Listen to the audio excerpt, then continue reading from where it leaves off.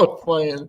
I was actually using that band. I was like singing it when it was going on. Welcome in, guys. It is Brad and John, and we are here to do another episode of Wildcat Weekly, and we have a bunch of stuff to get to.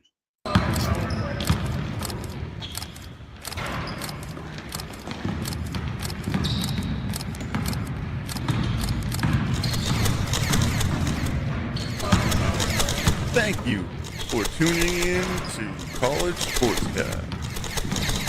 College SportsCast presents Wildcat Weekly. All right, welcome in, guys. John's laughing and cutting up already before we even get on the air. What's up, John? I'm good, man. I'm just having a good time over here, brother. Yeah, I see that. All right, guys, welcome in. It is College Sportscast. We're here to do another episode of Wildcat Weekly. We're in week 14. This is the last week of college football. And we have a bunch of Kentucky stuff to get to tonight. We're going to start out with the first thing that I want to talk about is our Facebook, man. If you're on Facebook with us, man, we appreciate you. We are getting very, very close to 7,000 on our page, and we appreciate each and every one of you. Share, tell people, share our stuff. We appreciate all the comments we're picking up, and you can subscribe to our page for just 99 cents a month, and it does help us continue to make these for you. It does give you your own chat and your own subscribers page that you can post as well. So we just appreciate each and every one of you. If you are on YouTube with us, we appreciate you as well. Man, our YouTube is growing just as much as just about anything is. So just want to say that we appreciate you as well. Like and subscribe if you are on YouTube or on Facebook with us. We appreciate each and every one of you. All right, John, we are going to start out tonight, man, with Kentucky women's basketball. They got a huge win this week on Tuesday. No, let's see. Saturday. It was on Saturday night. I'm losing track of what day it is. On Saturday night, Saturday afternoon, actually, they went on the road and got a huge win on the road over the number 21 ranked Louisville Cardinals. And there it is. Get that up for you, John. What did you think about the game, the way they played? They paint 40-24 in the paint. They out-rebounded the Cards 41-27. It was a physical game. They was the aggressor all night. You had Clara Strack with 17, 10 rebounds, a double-double. Tiani Key had 17 points, 8 rebounds. You had Tony Morgan, the engine of the team, the star guard. She had 19 points, 7 assists, 5 boards. I'll say this, Brad. If the Wildcats continue to do what they're doing with Tony Morgan and continue to feed these post players and get it out to the perimeter, it's going to be a hard team to beat. I appreciate that, Tim. Tim saying that he shared to some Facebook groups and his. I appreciate that. Appreciate you being here, man. Yeah, man. This game, John, in the second quarter, Louisville actually took a 6-point lead, 27-21. And Coach Brooks called the timeout and come out of a timeout, and Kentucky pretty much took over the game from that point on. Yeah, this ain't your same old Kentucky women's basketball program, Brad. Kenny Brooks has got this program in good hands. This is just his second year. They're playing with a lot of swagger, a lot of physicality. Beating Louisville is one thing, but physically dominating them and beating them on their home floor is a totally different animal. And you've seen that Saturday. They got a big game coming up against Maryland, which we're going to find out where the Cats are really standing at in I think it's the Puerto Rico Classic. So we'll find out where the Cats really stand here pretty soon because the Cats' schedule gets a little tougher. Yeah, John, in this game, I want to talk about the run in the third quarter here against the Louisville Cardinals. I mean, Jeff Walls is a great coach, and that Louisville program he has had near the top. They've been in the Final Four. They've been in the final game. I mean, this program has been right at the top of women's college basketball for a long time. And on Saturday, after halftime, the Cats come out, man, and just played stifling defense. Yeah, they won the third quarter 20-6, John, and Louisville missed 14 straight shots in the third quarter. Yeah, they was 3 of 20. They shot 15%. They couldn't hit shots. The Cats were feeding in the post. They just physically dominated. Well, let's just be honest. It was a master class on the defensive side of the ball. Now, Louisville did try to make a run, I felt like, in the fourth, but it was just a little too late for them to get back in the game. Big win for them. Tony Morgan, Tiani Key, like I said, Clara Strack, Jordan Obie, all scored in double figures for the Wildcats. They shot 52% from the floor. They entered the matchup number 20 in the country, I'm sorry. And Louisville was 21st. Kenny Brooks is 2-0 against the Cards since coming to Lexington. That's a big plus. It's his second season in a row that he has started 7-0 at Kentucky. I'll tell you where they won, too. They dominated the glass. 41-27. I think 5 of the starters had 7 rebounds. Strack had 10. Hassett was the only starter not in double figures, but she did have 7 rebounds. I felt like the defense held Louisville to one of their worst performances in the third quarter. Less than 40%. A little tidbit about Amelia Hassett. So in the first half, Tijania, I don't know how she pronounces her name. Roberts, she had 22, yeah. She had 19 at halftime, okay? And she was absolutely just keeping the Cards in the game. It was a 2-point game at halftime. It was 37-35. She had 19 at halftime. At halftime, he went to Amelia Hassett and said, I'm going to put you on her. I want you to shut her down. She made 1 field goal in the second half. She had 22 points. Laura Ziegler played good too. She was 4 of 7 from 3-point range. Yeah, second half especially. And for those wondering, this Wednesday, I'm guessing, is the Maryland game. And yeah, it's at 5:30 for those that want to watch. So, yeah. So, John, I want to ask you a little bit about the play of Tony Morgan. I don't know if you know this, but Tony Morgan is leading the country in assist.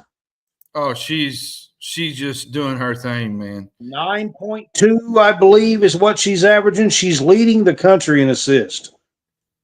8 of 16 from the field. She had a team lead, 19 points, 7 assists.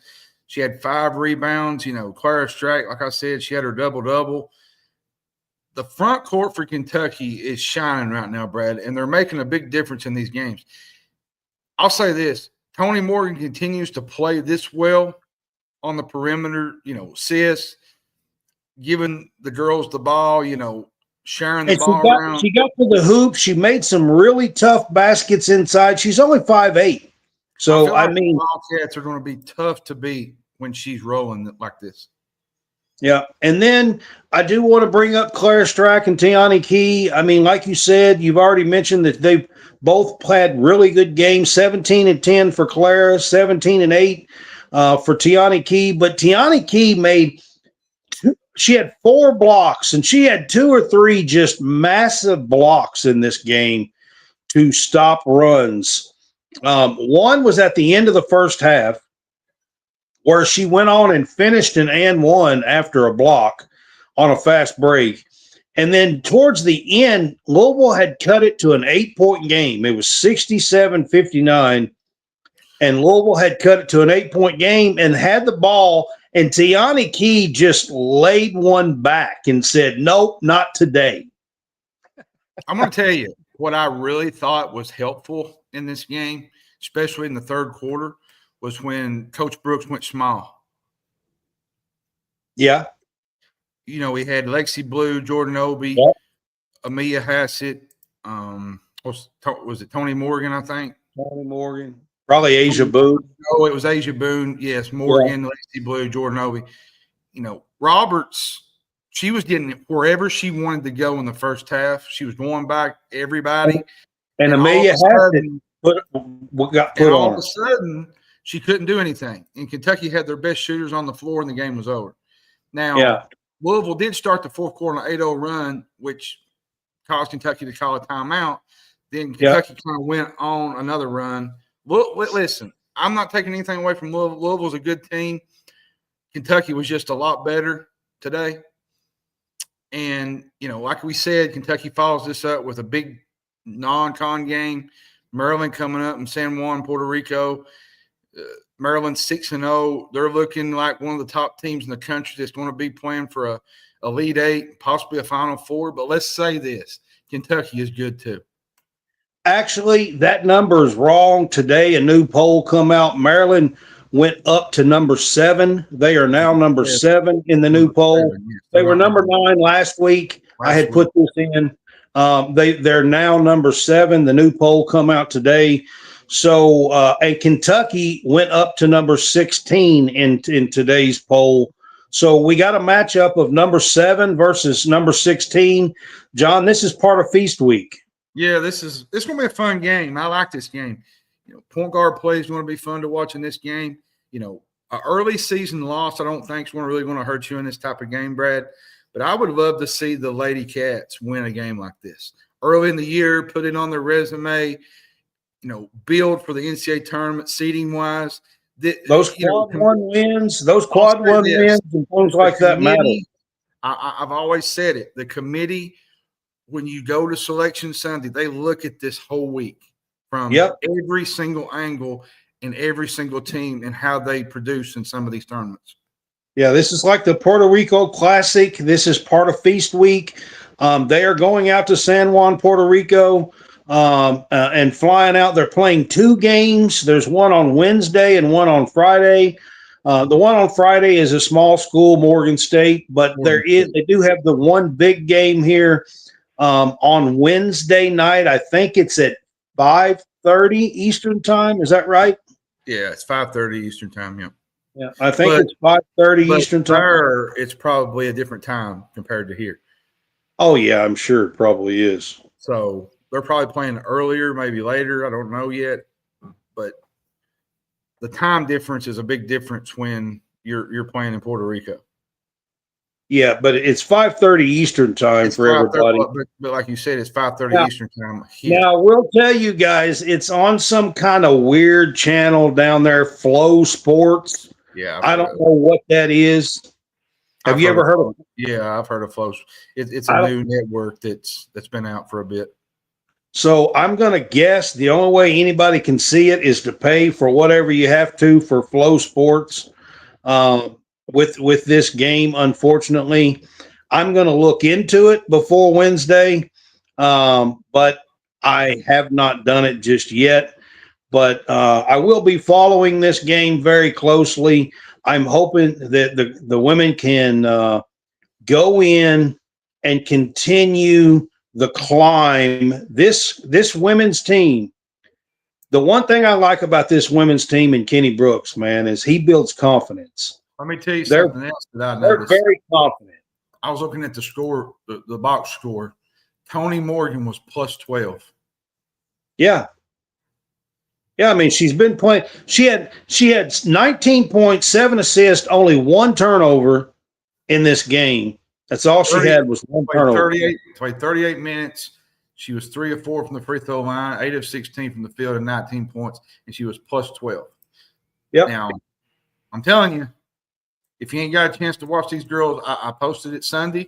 If you don't have a place to go, if you don't have any plans, get out to Memorial Gymnasium. Watch these girls play. There's going to be plenty of good games in Memorial this year. There's going to be some probably top 15, 20 matchups. So get out there and support these girls. 100%. John, we are going to switch it up. This is actually a picture of Kentucky and Tennessee a couple of weeks ago. We were there with Eric Bird from Bird's Eye View with College Sportscast. This is a picture from that game, but today, just a little bit ago, in the SEC tournament in Savannah, Georgia, in the semifinals, Kentucky defeated Tennessee again 3-1 and advanced to the finals tomorrow in Savannah, Georgia. Tennessee played really well. They put up a really good fight. Kentucky had to fight to get the 3-1 win today. Hayden Kubik had 25 kills for Tennessee. Yep. Brooklyn. And I'll tell you something else that they did really well. Brooklyn Delay had 22. Eva Hudson had 18 kills. Lizzie Carr had 9 kills today. I got to give Molly Tuzzo a little bit of credit. She had a career high 25 digs today. So got to give her a shout out here. And one player that come in late in this game, the third and fourth set, that I thought really helped out off the bench was Brooke Boltema. She's not played a ton this year. She played a lot last year. She's kind of been Ava Hudson and Cassie O'Brien and a few others have come in and kind of taken her spot a little bit this year. And Brooke come in off the bench, I thought, in this Tennessee match today and had 3 or 4 kills, had about 3 blocks late in this game. And I thought she was a difference maker. She was. And Cassie O'Brien had 46 of those. And with 8 digs and 3 block assists, listen, Cassie Bryan has been one of the best freshmen in the country. Lizzie Carr played good. She hit 364 and had 5 block assists. You know, Jordan Daly came off the bench, provided a big spark for them. Molly, like you said, had 13. They're going to play the winner of Texas A&M. Listen, which is playing right now, by the way. The Texas A&M is playing right now while we speak. I have turned it off so we could do this show, but they are playing right now. I think Texas won the first set. For the Kentucky, I will show this because Tim said Texas won the first set. Go ahead, John. I was going to say, defense is important. Kentucky had 7 digs, 9 total blocks. Tiozo knows that defense is really important. She talked about that after the game. Tuzzo, she is so tough, John. Molly Tuzzo is so tough. Yeah. DeLay, Hudson were good. DeLay had 22, hit 370, had 10 digs and an ace. He also had 10 digs. Yeah. Hudson kind of figured it out. 18 kills, 4 digs, and 3 blocks.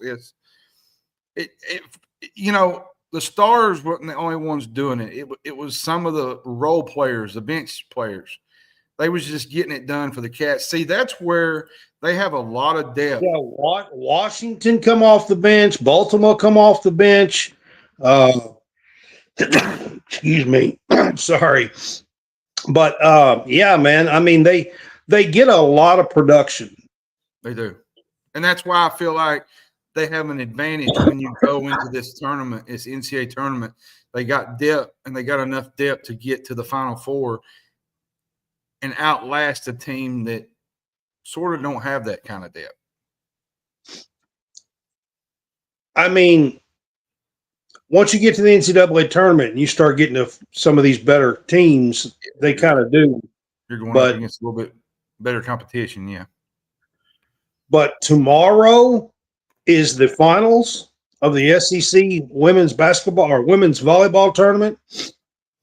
And Kentucky is going to be there. They're going to play the winner of this game that's going on right now between Texas and Texas A&M. They're both top 6 teams in the country. They're tough. They're good. Texas is number 3 in the country. A&M is number 6. It will not be a cakewalk game. It'll be a tough game tomorrow. Kentucky is trying to win the SEC tournament after 9 straight regular season SEC championships. Yes, you heard me. That's a power conference record, current record. No other team in any other sport has more than 9 straight power conference championships. Kentucky has 9 of them, and they won the one just a week ago and is trying to add the SEC tournament. This is the first time the SEC has had a tournament in 20 years, so it's a big deal. I'm going to be like Daryl Bird. Are you all right? Me? Yeah. You keep sneezing and talking. I got a little cold. It'll be all right. I'm sorry. I got a little cold, John. It'll be all right. I'll survive. I'll make it through. The one thing I want to get to on the women's volleyball real quick is Selection Sunday is this Sunday. And Kentucky, with this win tonight, I would think most likely has already locked up a number 1 overall seed.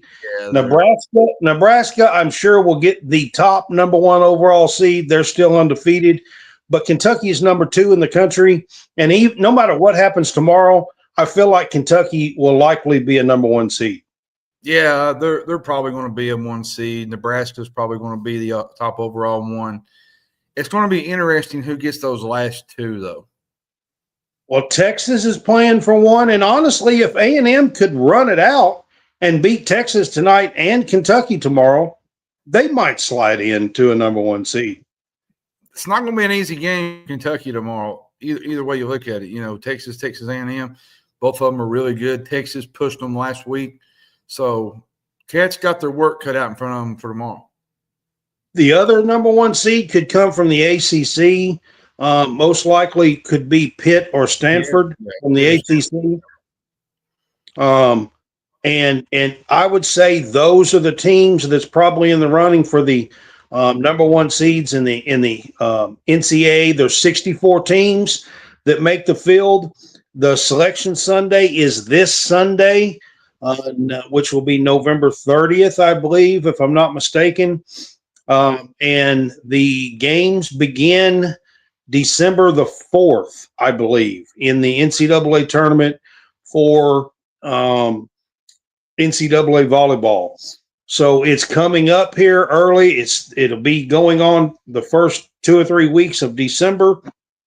So here at College Sportscast, we're going to keep up with the NCAA volleyball and the Kentucky Wildcats because we like to cover and do coverage, media coverage for the Kentucky volleyball team. Just give a huge shout out to Coach Skinner. Man, he is just tremendous, absolutely tremendous job that he does with these girls.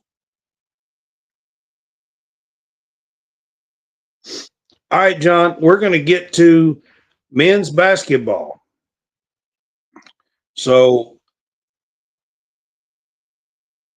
they had a win over Loyola the other night, and you were there. So I'll let you kind of talk a little bit about the Kentucky win over Loyola the other night. Yeah, you had the lineup change. They energized the lineup. Cam Williams, Malachi Marino got starting spot. Odi Abate out. Brandon Garrison went to the bench. And I felt like it really paid off, Brad. They jumped out to a 50-20 halftime lead.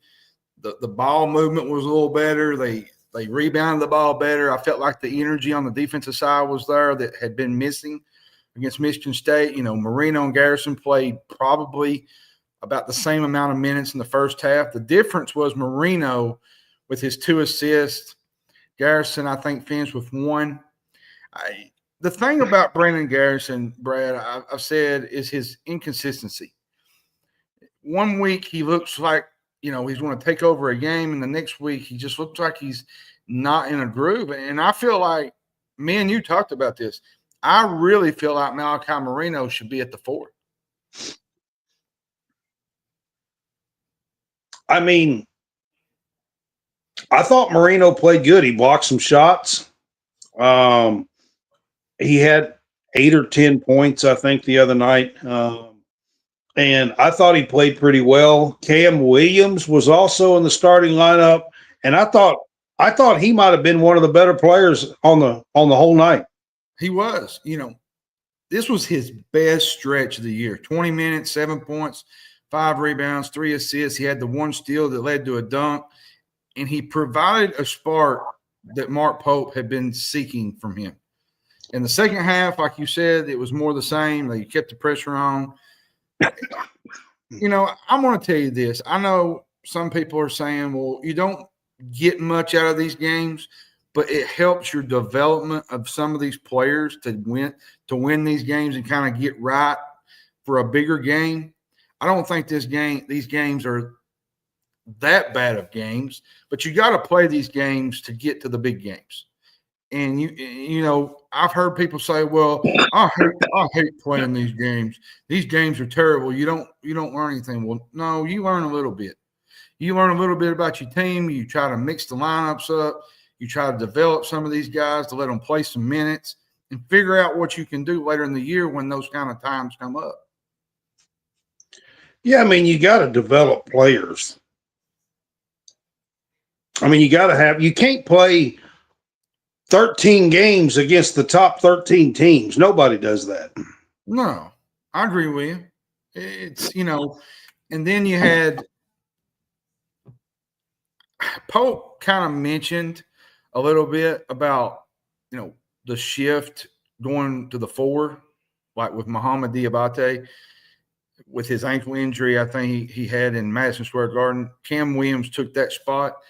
I feel like Cam is a good part right there. And I don't know where you go with this lineup forward, but Pope talked about it after the game. He said, we need him to be great, Brad. He's going to be great by the end of the year, but he's got a long way to go.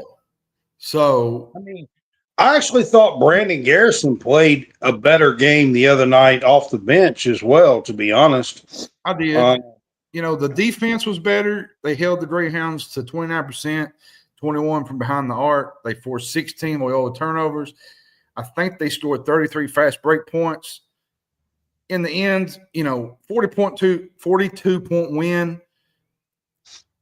You know, he put the walk-ons in, Walker Horn, Zach Toe. You know, these games matter. I know fans get upset over this, but these games matter when it comes to developing players, developing talent, trying to figure out where to put certain guys at because, you know, it matters about rotations. Rotations. Here's the thing.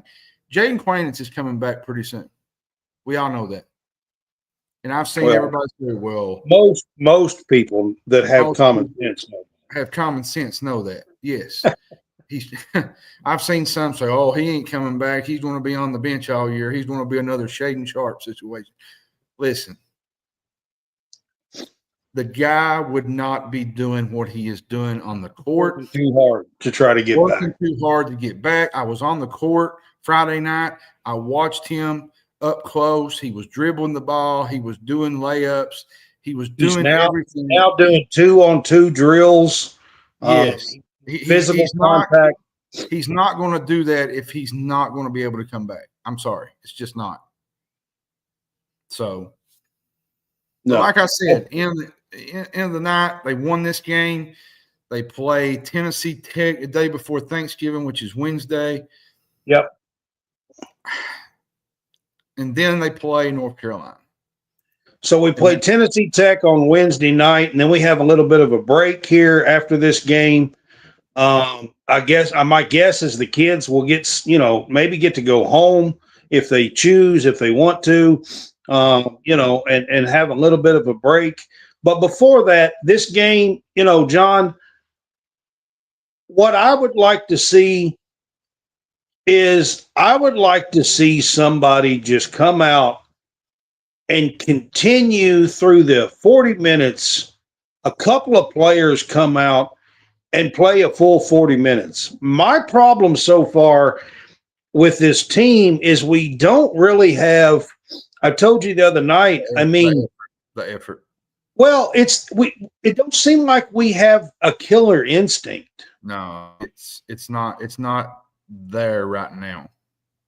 And I don't mean as it comes out as the whole team, but like Colin Chandler and Otega Owe the other night in that game, they started the game playing great. Yeah. I mean, Oway come out, scored 6 points real quick, and Chandler had 11 points by 10 minutes to go in the game, and then wound up with 13.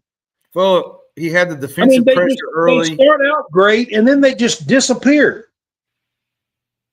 Yeah, and you know, like I said, you had Oway's effort speech that he talked about him lacking 100% effort. He delivered that, I think, Friday, the defensive pressure. We saw a couple possessions where he went great defensively in the second half. We saw a couple possessions where he's really committed to the defensive end. I feel like that's where his game's going to build. If he's going to get to where he needs to be, I think he's going to have to play a little defense and fight with that effort that you saw in the first half. And I'm going to say this. Everybody's been kind of bouncing off Brandon Garrison. I felt like he played really well. 11 rebounds. And I feel like Brandon's in that point to where he has to earn and prove himself. And I think that's where he's going to have to, if you don't do what you're supposed to do, you're going to be sitting on the bench. And I think that's what happened the other night with Cam Williams getting a start. Like, you're going to have to go in there and do your job. And if you don't, well, let me ask you about Cam Williams. And I want to ask you about this. I think when Cam is out there in that position, in the 4 position, I think he spreads the floor. He does a little bit. He spreads it out. I think that's going to open things up for Oway and Chandler. It is. And I feel like when Cam is in there, it kind of opens up the offense where they can spread out and they can kind of, do their thing offensively. Because you look at the first half, there was a time in that first, I think it was the first 15 minutes, where the ball movement was so crisp. It was whoop, whoop, whoop, whoop, whoop. It was just going around to everybody. Even Jasper Johnson had a nice play.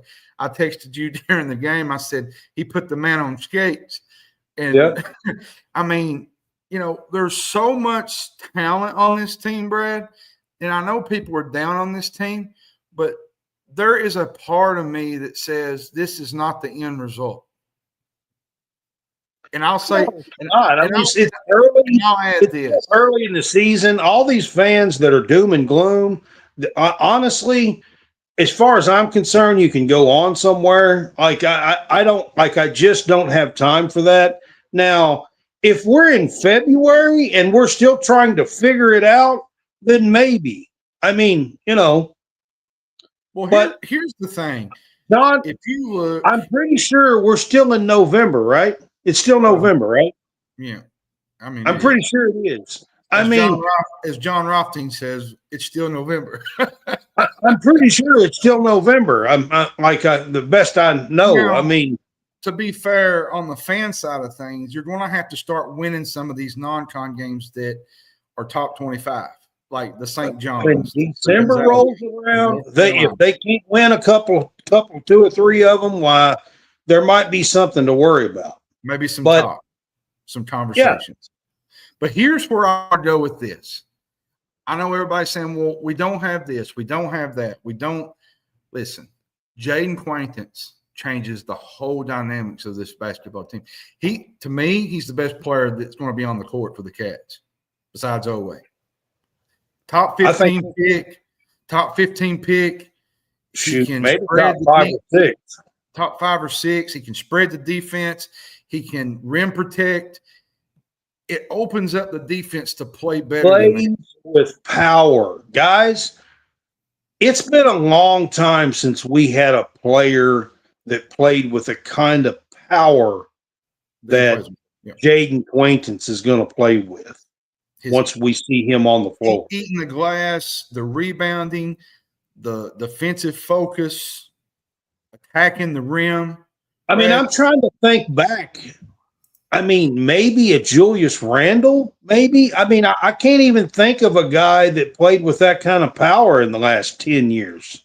Yeah, I mean, he plays with it consistently. He's always got a motor. I mean, on the defensive side, he is going to cause havoc down there with blockouts, rebounds, block shots. I mean, all kinds of stuff. He'll change this team dramatically when he gets in the lineup. What's up, Shane? Glad you stopped by, man. Good to see you. Like I said, they play Tennessee Tech. They play North Carolina next week, which we'll cover the North Carolina game a little bit Monday of next week. So we will. They should win this game tomorrow. I think it's Wednesday. Tomorrow's Tuesday. I'm getting my days mixed up. I'm getting like Brad. I'm forgetting about things. But Tennessee Tech should be another easy win before Thanksgiving. Kind of get some guys in there to, fix the rotations, kind of use your bench to kind of figure out what you want to do and kind of get that fifth win and kind of get a little confidence going. I agree, John. We're going to get to some football talk here now. There really is quite a bit of stuff that we could talk about, that we could start with here. I'm going to kind of skip over the Vanderbilt game.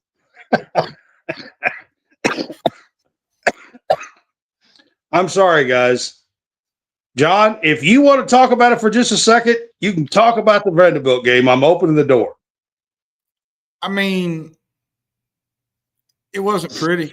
I put it in that category. Diego Pavia had one of the best games. Let's put things into perspective.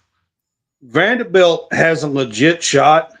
Yeah. If things go a certain way, they have a legit shot of making the college football playoff. Let's be honest, Brad. And Kentucky is not close to that right now. Frankly, the game wasn't even that close. The 17 was just, add-on garbage points. Yeah. Diego Pavia had such a huge game, probably the best game I've seen him as a Vanderbilt Commodore. I felt like he was playing on steroids on a video game, Brad. I will say this about the game the other night. Was it ESPN or was it ABC? It was ESPN. ESPN. Yeah. ESPN, I get it. Y'all like Diego Pavia's mother. I get it. Lord have mercy. I swear, if we were playing a drinking game, every time they showed this woman the other night, we would have all been, we would have all had over 100 shots. Every single person on the planet would have been drunk as hell. Yeah. I mean, please, for the love of God, why are you showing this woman over 100 times? I swear it was over 100 times. Listen, I'm just going to get to the point. They could not stop the passing attack. It felt like the Tennessee game a few weeks ago, Brad. They looked helpless. They couldn't, the vertical game. Thank you, Michael, for the update. Now, to be honest, the injuries was really a big factor in all this. The lack of resistance was really painful. Now, they're probably going to be meeting a Louisville offense that is pretty bad. They only scored 6 points against SMU. Miller Moss, we don't know if he's going to play. Kentucky needs to win this game, Brad. I've said it. Thank you, Shane. I'm glad we wasn't playing shots, having a drinking game every time they showed her. And keep Cutter Bowley, like I said, healthy. There's one game left. If there is one positive for this whole year, Brad, it's been the play of Cutter Bowley. Now, he did not play great against Vanderbilt, but it's still pretty much clear that Bowley is quarterback one, and they should build this offense around him. He come on in the fourth quarter, John, and I'm going to be honest with you. I don't even think our offense showed up until, play calling, everything showed up until the fourth quarter. Well, he got hit in the neck that forced him out of the game, and they brought in, Calzada threw a pick. There was no chance to win this game Saturday, and I'm going to tell you why. They were eating that front six of Kentucky's all night. They was just swishing right through them like Swiss cheese. Kentucky Shane, wait a second. That's exactly what I told John. Who do they think she is? Taylor Swift? I mean, come on. But let's move on. It was a bad showing. But the one thing I want to ask, Brad, to you is what was the offense doing in the first quarter? Like, was they playing not to lose? You know, you've done all of that. The past four weeks before that, the offense looked like they had turned a corner and looked like they had found some stuff and had been playing really well. And then the first half, this against Vandy, they went back to what they looked like against Georgia. It felt like they was trying to do too much running. You said, because you texted me, you said, keep running the ball. Yeah. And they couldn't run the ball. Down 20-some. That's the thing, John.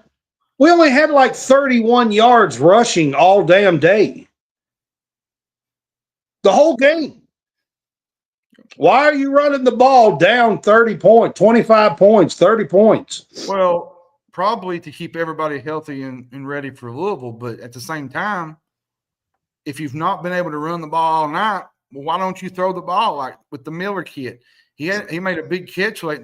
Why aren't you throwing the football and getting at least some positive things happening going into the Louisville game? I don't understand sometimes what Bush Hampton is thinking when it comes to play calls.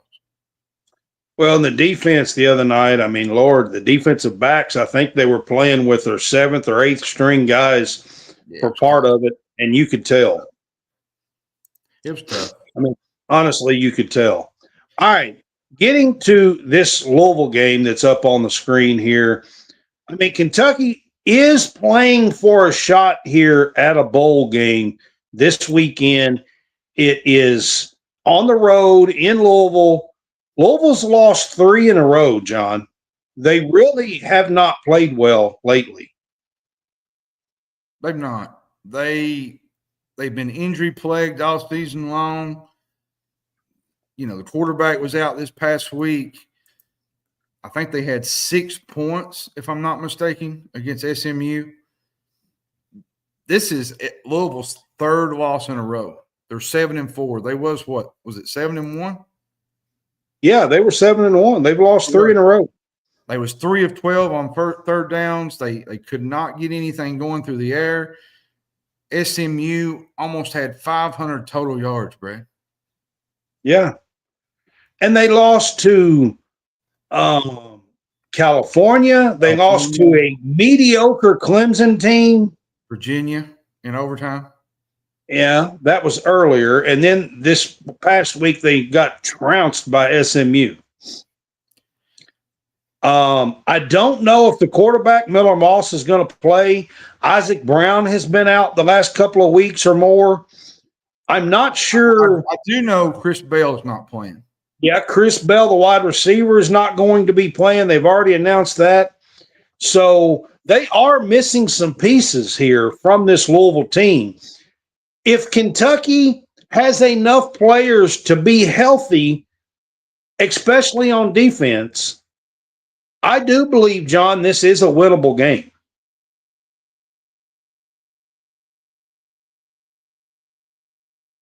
What do you think? Do you think it's a winnable game? I think it's winnable. The defense has not been playing good for Louisville. You know, their offense has not been clicking. You know, look at Kentucky. They struggled against Vanderbilt. You know, the offense was bad, but the defense did not have any help. You know, they had a bunch of guys out, a bunch of injuries. They're going to get, I think, 2 of those guys back this week. Now, they did lose 2 more today, according to Stoops at the postgame. Listen, 5-7 with a loss. I don't know. To a bad Louisville team. I don't know. If you want to know what I think, here's what I think. And Stoops tonight, I'm going to go ahead and say this, on his radio show, announced on his radio show that Cutter Boley will not be putting his name in the transfer portal, which is a good sign. that he will be back. That is what Stoops said. That's the plan. And I'm guessing that Stoops is going ahead and putting that out there so everyone will know that Bowley's planning on being back with Kentucky as long as there's no major changes. I'm guessing that's what the announcement was for. So where do things stand, Brad? You pulled off 3 wins in a row. You're at 5-5. You lose to Vanderbilt. It seemed like the seed had cooled a little bit. Now, after a performance like this, it might get hot again. How hot is that seat determined on how you beat Louisville next week? Louisville at one point was a dark horse to win the ACC. They were 7-1. Yeah, they beat Miami. They at 7-1. They've lost 3 in a row, 2 at home, and they had the blowout loss to SMU yesterday. A win over Louisville for me would provide a much-needed shot in the proverbial arm for a program that to win a rivalry game, make a bowl. Now, a loss, I feel like, puts Kentucky in a very bad spot going into next year. But my question to you is, what do you believe? I mean, if Cutter Bowley is back, what do you think that will mean for Kentucky team going into next season? Win or lose on Saturday, what do you think that will mean for the fans? Do you think that will be enough for the fans to move on in the offseason and get behind Kentucky if there's no major changes? Well, with Cutter Bowley being back. I'm trying to stay neutral on this because we cover the Cats. Yeah. But okay, let me put it this way, Brad. There's a lot of fans that still support Stoops. Let's put it that way. And there's a lot of fans that are on the outs, okay? To be honest, you get 4 straight wins. You beat Vanderbilt. You make 5 in a row against Louisville. It would have been no contest. Now you have that embarrassing game on Saturday. The Kentucky program is in kind of a position. I don't know. Will Mitch Barnhart retire? That's the rumor going around KSR and all other places. Like, there's so much happening. Does Barnhart still stay? Do you allow this? Barnhart's different when it comes to, firing people. You've known that. I've known that. He's very old school when it comes to things, and I like that about somebody. But I feel like in my opinion, he's intent on bringing him back. But Saturday felt like 4 weeks ago, I never thought we'd be even in consideration for a bowl. So but the other side we are in a better position than I thought we would be. But the other side of the spectrum is this. I don't care if that's number 15 team in the country. You don't lose a game in that magnitude against Vanderbilt. Shane says true fans will get behind Cutter Bowley staying. My question, John, I know that you are getting kind of tired of the same old, and being in a position like this year after year. I know you are as a fan. But my question to you here is, Cutter, if a coaching change means that Cutter Bowley and a few of these pieces are going to be in the transfer portal, do you think fans would rather see Cutter Bowley stay, a Lexington native who is a Kentucky boy who is showing some signs of being a top SEC quarterback in a year or two? Yeah, he's got 17 touchdowns, Brad, 71 rushing yards. He's 64% passing. He's had, I think, his year 2 totals. This is, I think, counting his first year, 2,308 yards. Listen, Bowley is a tough competitor. He's got great leadership. He's the future of this program, Brad. If it's going to cost Boley, what do you think they should do? That's what I'm asking. I think you got to keep Stoops. That's what I think. You can't, and I know fans are not going to like that. I know there's a lot of people upset right now, but here's where I kind of want to go with this, Brad, real quick before we log out. I think what you got to do next year, you got to keep some of these pieces, like the Miller kid. Yep. Monte Dowdell, Cutter Boley. You got Patterson. You got Willie Rodriguez. I think you go into the portal and you find some wide receivers, some top-notch receivers. Use your money wisely and get Boley some threats to kind of open up this offense. But I will say you got to find a few offensive linemen too, probably. You got a few, and maybe a few DBs. Honestly, yeah, a few guys in the secondary. Yeah. Now, Ty Bryant has played as good as anybody. I'm all for keeping Ty Bryant. I'm all for keeping I can't think of his name in the back end. Nichols, Grant Guyton. I think he's played really, really well. Yeah. Listen, Brad, as a fan, I feel like there's some changes that need to be made, but do you really make this change with all the coaching vacancies wide open this season? That's where I'm at with it. I think that we're in the wrong LSU open, Florida open, have Washington State is open. Colorado State, Oklahoma State. Oklahoma State is open. It's a bad year for coaches to be switching back and forth to different – unless Stoops walks out, which I don't think he will. He made a statement today that he's been a Kentuckian. He's a Kentuckian now. This being home.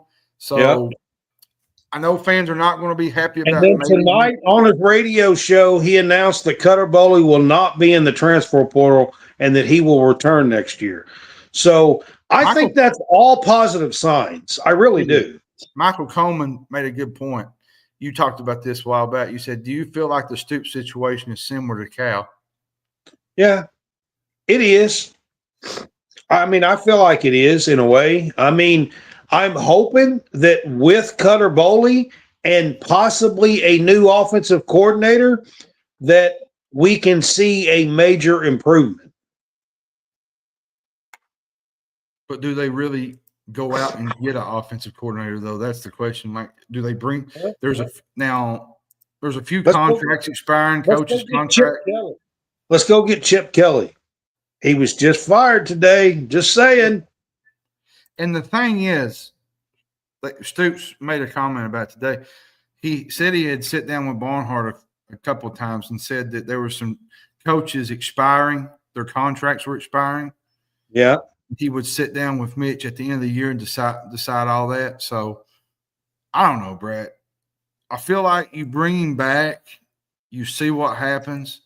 If you get to this point again next year and you don't make a bowl, then you have to make it. You have to make a different decision. I feel like to make a different kind of decision. So, at the end of the night, but I think Cutter Boley is a very important piece in Kentucky history, in Kentucky lore. To be honest, Brad, he was Kentucky's highest-rated in-state recruit. Yeah. He's sitting behind Rock Vandergrift. He is a hometown kid. Everyone in the BBN knows how Kentucky feels about their homegrown kids. Here's the problem. Chip Kelly would be a Yahtzee. Absolute Yahtzee. Go get him, Stoops. How did it take, 3 or 4 games to figure out that he needed to be in the offense? Well,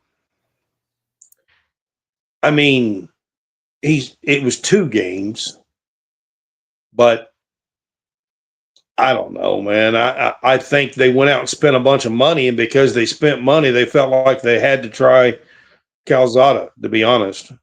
But I think it had to do with money, to be honest. Yeah, a little bit, yeah.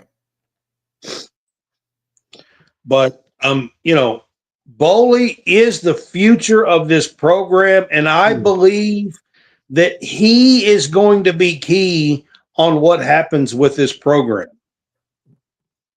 I'm hoping that after Saturday, John, that we have an extra 3 or 4 weeks of practice and that we are looking forward to a bowl game.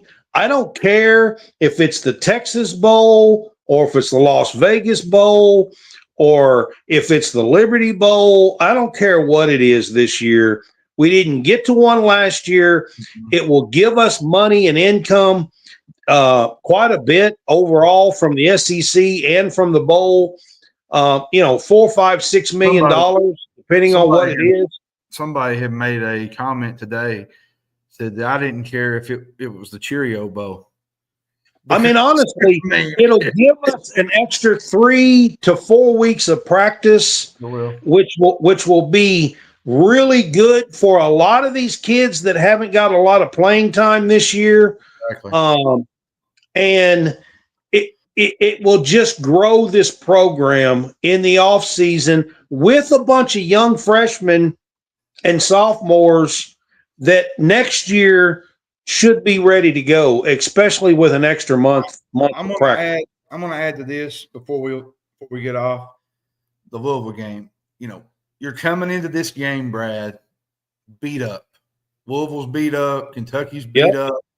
Louisville's beat up on defense, offense. Kentucky's more beat up on defense than they are offense. They got most of their starters healthy on offense.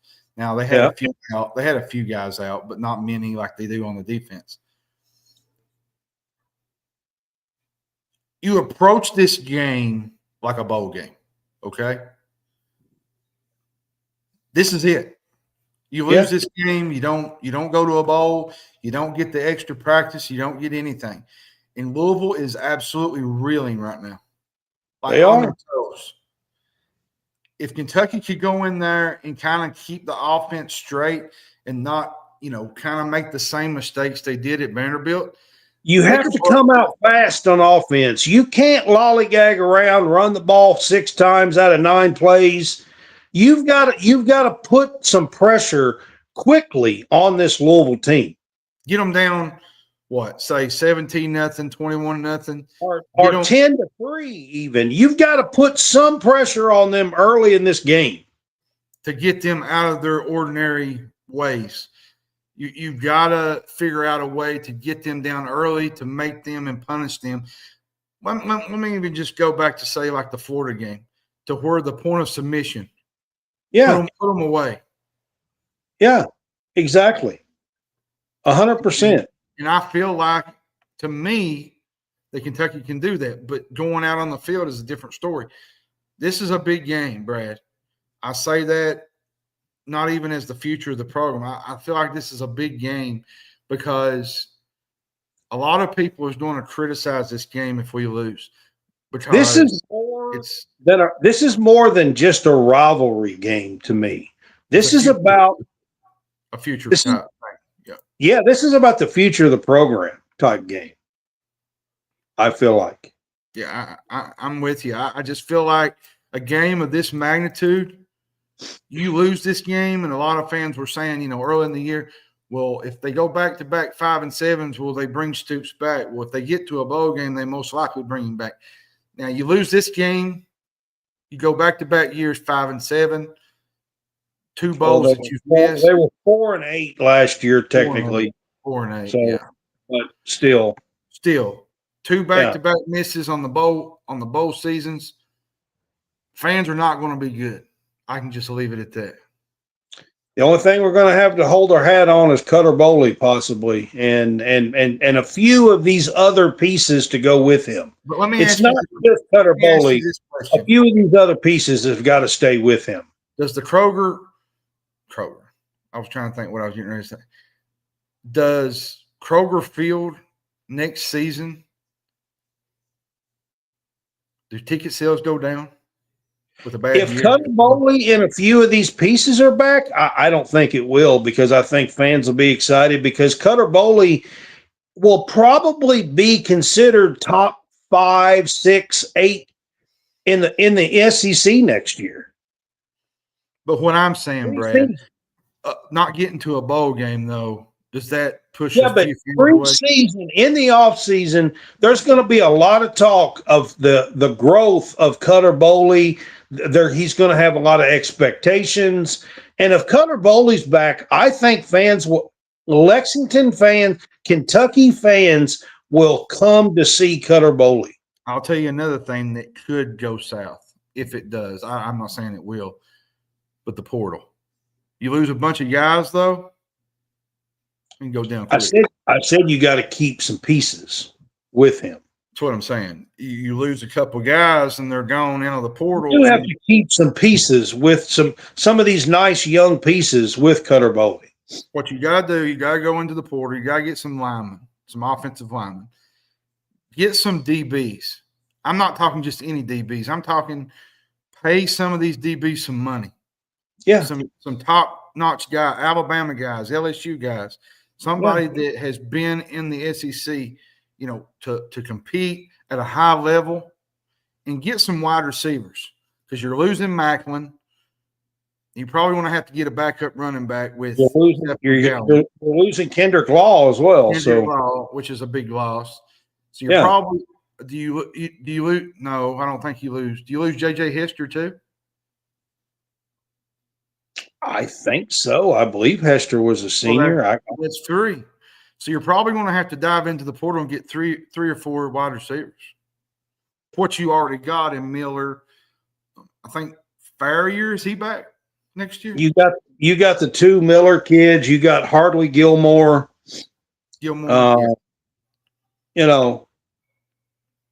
So I mean, there's a couple of pieces there, but they do need some wide receivers. They do. All right, man. That's it for us tonight, man. We are going to wrap this up, but we have a lot here to talk about, John. If you want to give us a quick look at the volleyball score and pull that up for us of Texas and Texas A&M, we'll give a quick update. Home field apparel. While he's doing that real quick, I do want to put this at the top of the screen. I forgot to do this at the beginning of the show. Okay. But hang on, John, before you get to it. So home field apparel right now, they are having Black Friday's fixing to go on. There's a 30% off sale going on through this weekend at Home Field Apparel. Go check out. Use our code CSCast. You can scan that code at the top of the screen, the left corner there. Use our code CSCast. It will also give you 30% discount this weekend off of Home Field Apparel. Get some really cool Kentucky gear. It's back and forth, Brad. I think Texas won one set. Texas A&M won another set. So it's going to go down to the wire here. Yeah, it's 2 really good teams. Just wanted to kind of give an update. Also, I wanted to give you an update, John. St. John's lost tonight. They did. Basketball. Iowa State beat them. Houston barely beat Syracuse in overtime, 78-74. The shocker of the day was Seton Hall beating North Carolina State. And Yeah, they did. Yeah, Seton Hall did beat them. They're 7-0 for the first time in like forever. Seton Hall beat Oregon 84-73. Louisville won again tonight against Eastern Michigan. Kansas won against Notre Dame by 10 in the Era Classic. St. John's, like you said, got beat by 1 point. Tennessee pretty much decrescentated Rutgers. If that's what you want to put it. And no, they don't have Ace Bailey, and no, they don't have Dylan Harper. So that should tell you a little bit. Now, all right, guys, it is Thanksgiving week. There's a good game going on right now. If y'all want to watch it, Alabama and Gonzaga is tied at 36 right now. So that's a fun game. Yeah, it's Thanksgiving week, guys. and I'm not exactly sure. I would like to do a game day pick 'em this week because there's a lot of good games, but there's games on like Friday, so we might need to do it. We're not going to do a show on Thursday. Thursday is Thanksgiving. We're not going to do a show on Thursday. There's a chance we might do a late show on Wednesday night. Mm-hmm. Or Saturday. Or we're going to do a show late on Friday night or Saturday morning. I'm not exactly sure. I got to talk with John. We got to figure this out. We're definitely not going to do a show on Thursday night. I could probably do Friday night if that's what you want to do. So we'll see how things go. I've got some plans on Friday. Going to do a little Black Friday stuff, to be quite honest with you. You buying me a present? So we'll see. But anyways, tune in later this week. We are planning to do a show. You forgot our famous Thanksgiving thing. We always do it during Thanksgiving. What are the number one thing you're most thankful for? I mean, honestly, number one thing that I'm thankful for. Let's see. I'm going to be honest with you. For me in my life this year, my number one thing is my son's back in my life. That's good. Yeah. So that's number one. Mine is family. I got to say that's number one for me. Braided, love you, man. And the number one thing for me is my family. And I've said it 100 times. You know, my mom and dad have stood there by my side over and over and over. And they've been behind me no matter how many times I get pushed down and how many times somebody throws my name in the mud. My mom and dad are always standing there over top of me, cheering me on. And I'm thankful for my mom and dad. And I'm also thankful for my little niece, my little baby sis, Kimberly Frederick. She's watching tonight. You're one of my favorites. So I figured I'd throw that in there. You're top notch. And professionally wise, man, I'm very thankful to University of Kentucky. Yeah, and as far as us, doing the work to show you guys that that we're in this for the long haul and that we are willing to dig in and do whatever's needed to cover the University of Kentucky. Thank you to Eric Bird. He will be at the Tennessee game tomorrow night. Wednesday night. Wednesday night. Yeah. And all right, guys, like you said, Brad, I'm thankful for that. I'm thankful to got to go to the Valpo game and the Loyola game. There's a few other games that are coming up as well.